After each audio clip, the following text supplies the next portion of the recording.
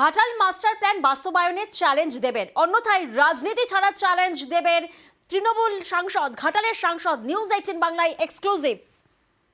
প্রতিবারের মতো আমরা দেখতে পাচ্ছি এবারও খুব সুন্দর মা সরস্বতী সেজে উঠেছেন, আর তার পাশে একটু চমকও রয়েছে চাঁদমালায়। হ্যাঁ, আমার মনে হয় কোথাও যেন মা সরস্বতীর আশীর্বাদ খুবই প্রয়োজন। মা সরস্বতীকে এবার নিশ্চয়ই বিশেষ ধন্যবাদ জানিয়েছো, কারণ তুমি ভীষণ হ্যাপি। আমরা জানি যে সামনেই আসতে চলেছে ঘাটাল মাস্টার প্ল্যান, এবং তোমার অনেক দিনের স্বপ্ন সেটা সাকার হতে চলেছে। আমার মনে হয় কি ঘাটাল মাস্টার প্ল্যান এইটা কত বড় স্বপ্ন ঘাটাল মানুষের জন্য। আমি এটা আমি যতই বলি না কেন সেটা আমি কোনোদিন বোঝাতে পারবো না কোন আবেগে আমি আবার ফিরলাম। এই ঘাটাল মাস্টার প্ল্যানটা উদ্বোধন করেছিলেন ইন্দিরা গান্ধী 1980s সময়। হ্যাঁ, কিন্তু সেই ঘাটাল মাস্টার প্ল্যানটা কোনোদিনও হয়নি। আমি ফিরেছি একটাই শর্তে, যদি ঘাটাল মাস্টার প্ল্যানটা হয়, এবং দিদি সেটাকে রাজি হয়েছেন এবং তিনি অ্যানাউন্সও করেছেন, এবং সেটা হবে।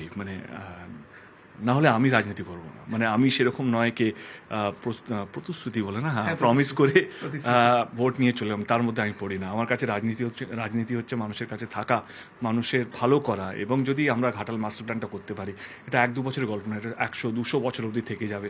অ্যান্ড এইটার জন্য যদি আমার ফিরে আসাটা, যদি ঘাটাল মাস্টার প্ল্যান যদি হতে বাস্তবিক করে, তো আমি আবার ফিরে আসবো। তুমি তো চ্যাম্পিয়ন ওটা। আমার মনে হয় আমি চ্যাম্পিয়ন না, আমার মনে হয় দিদি চ্যাম্পিয়ন। এবং অভিষেক, অফকোর্স ওরও প্রস্তাব ছিল। ইনফ্যাক্ট আমি যখন অভিষেকের সঙ্গে প্রথম দেখা করি, he gave me this offer and then I went to didi. Even দিদি সেটাকে হ্যাঁ বলে, এবং তারপর দিনই তিনি অ্যানাউন্সও করেন আর কি। আই এম হ্যাপি দ্যাটকে এটা হতে চলেছে। নিশ্চয়ই একটা প্রার্থনা থাকে যে সকলে যেন ভালো থাকে। খুবই দরকার আজকে, আজকে আমার মনে হয় শান্তি চারপাশে যে রাজনীতি শুরু হবে আর কি। এবং এটা নিয়ে মানুষকে বাঁচিয়ে যেন প্রত্যেকটা দল রাখে। তুমি তো সন্দেশখালী বলেছো যারা অন্যায় করেছে তারা শাস্তি পায়। মানুষকে যারা ভালো রাখবে তার পক্ষে আমি, সে আমার দল হোক, অন্য দল হোক, যে কোনো মানুষ হোক পৃথিবীতে, আমি তার পক্ষে। কারণ আমাদের কাজ হচ্ছে, জনপ্রতিনিধির কাজ হচ্ছে মানুষকে সুখে রাখা, ভালো রাখা, নির্ভয়ে রাখা। তো এটা আমার মনে হয় প্রশাসনের কাজ, রাজ্য সরকারের কাজ, সেটা করা উচিত। অনেক ধন্যবাদ তোমার। আজকের দিন কেন, বছরের প্রত্যেকটা দিন ভালো কাটুক, এবং মানুষের পাশে থেকে এভাবেই তুমি দেব হয়ে থাকো। থ্যাংক ইউ ভাই, থ্যাংক ইউ সো মাচ। ক্যামেরায়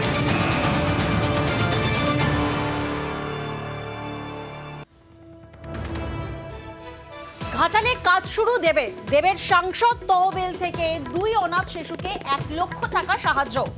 ঘাটালের রবিদাসপুর গ্রামের ঘটনা, যেখানে 2 অনাথ ভাই বোনের অসহায় অবস্থার ছবি সোশ্যাল মিডিয়ায় ভাইরাল হয়, এবং সেই ছবি দেখেন সাংসদ। তারপরেই কেউ পাশে না দাঁড়ালেও অসহায় 2 ভাই বোনকে সাহায্য করতে এগিয়ে এলেন সাংসদ দেব। উনিই বললেন যে আমি কিছু হেল্প করতে চাই, দিয়ে ওনাদের নামে আমরা ফিস্ট করিয়ে দিচ্ছি। পড়াশোনার যেটা এসডিও সাহেব বললেন, আমরা চেষ্টা করেছি, কথাবার্তা হয়েছে, ওনার ঠাকুর এরা রাজি হলে আমরা এটা করে দেবো, ঠিক আছে। এবং কোনো সময় অসুবিধা হলে, যদি এখানে থেকেও পড়ে, যদি ওখানে না যায়, কোনো পড়াশোনার যদি কোনো সময় কোনো হেল্প লাগে, আমি নাম্বার দিয়ে গেলাম, যোগাযোগ করলে আমি ব্যবস্থা করে দেবো। এইটুকুন দায়িত্ব নিতে পারবো, বাচ্চাগুলো যাতে ভবিষ্যৎটা ভালো হয়।